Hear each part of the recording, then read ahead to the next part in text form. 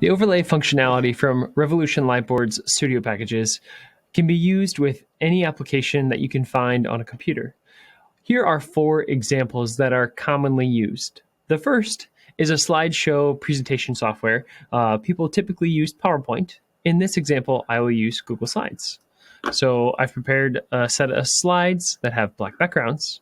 And here is a word problem example. If we wanted to talk about the segment length of FB, we can do that here.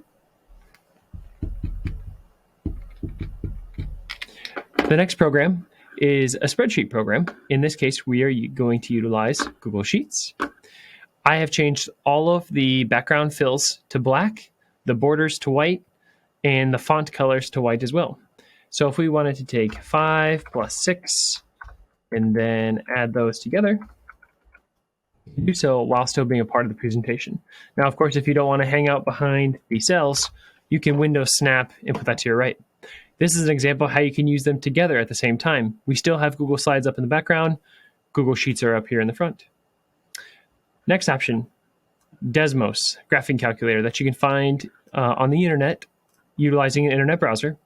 The best part about Desmos is it has a reverse contrast built in where you can change that to black and manipulate or be a part of the entire screen. So if we want to talk about the ordered pair -2, 0, we can do that here on the screen.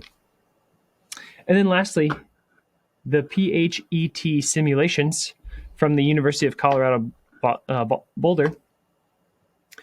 I found a simulation that has a black background, so I didn't have to do any work for that. I'm going to go ahead and erase my writing here. And again, because black is the background, that gets keyed out. And now we can start to interact with this simulation and talk about how changing some of the parameters affects the design of experiments. Hopefully this provides you some really nice examples of applications to use with the overlay functionality of the Revolution Lightboards Studio Packages.